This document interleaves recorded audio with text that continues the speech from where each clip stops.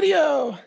In today's video, it's a giant adult game of jigsaw. Yes. So this is why I don't throw things away. So I've got all this here, and I'm turning them into these here.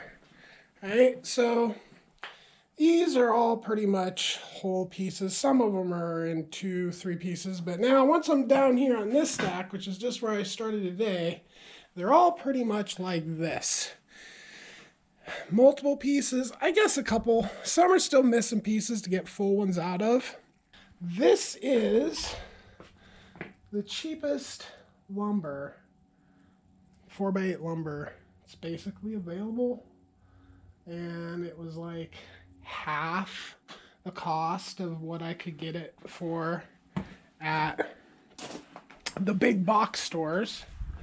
So, but it is what's called shop spec. So these are all broken or too short, but most of it just looks like that. It's not horrible, and it's plenty good enough for what I'm doing. And the cost is, price is right. I love 50% less. So each one of these has about a full tube. So that's a half of a tube per side, approximately. And then I'm just really lucky that this project is coinciding with some super unseasonably warm weather. Because right now, obviously I don't have a coat on. It's getting warm every day for like 5 days in a row. So all this will be cured pretty darn good. Got a little wet, but I'm not worried about it because the plywood is just gonna, absorb any moisture and just kind of regulate it like wood does. The fact that it's plywood, if it was like OSB, it would not like the water. The plywood, it's not a big fan. It wasn't a lot of water though, it was just a little bit of water. So, and that actually might help in the overall, because of getting the plywood a little moist, it's gonna flatten out.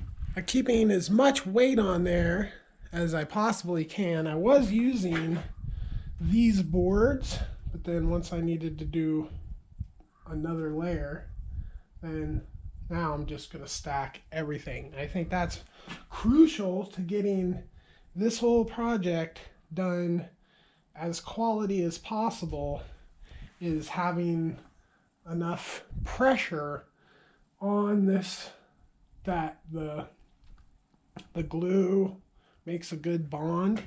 I wanted to buy the glue in 5-gallon buckets and trowel it on like a full layer, but that wasn't available. So I bought cases, 2 cases of this, and when you buy cases at Lowe's, they give you 10% off. So between buying the cheapest lumber that I could possibly buy, it still was kind of an expensive project.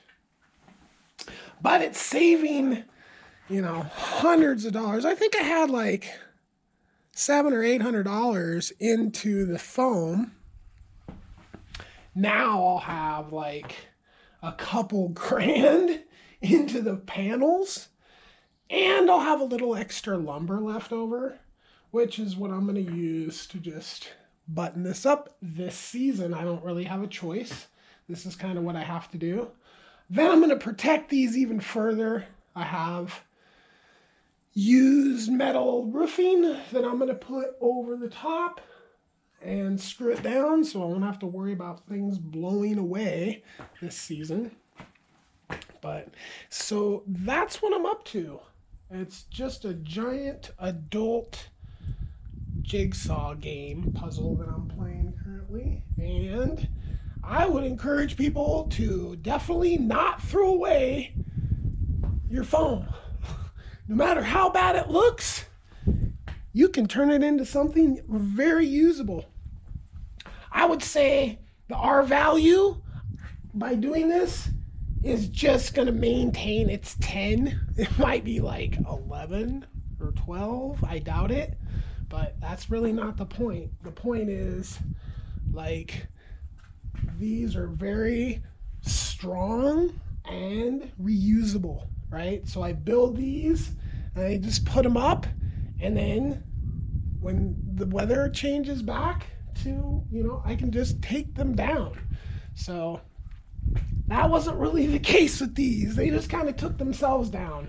But the theory of having the insulation on the outside is super, super awesome. It works really well.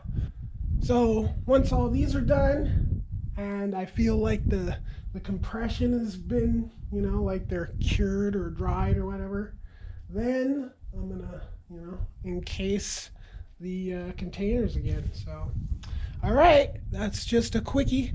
Hope you enjoyed the video, and I hope you have a wonderful day. Peace. And oh, fuck! I just dropped my phone for the first time. Luckily, I caught it with my foot, and doesn't look like anything happened. All right, that's obviously going to be a blooper in there.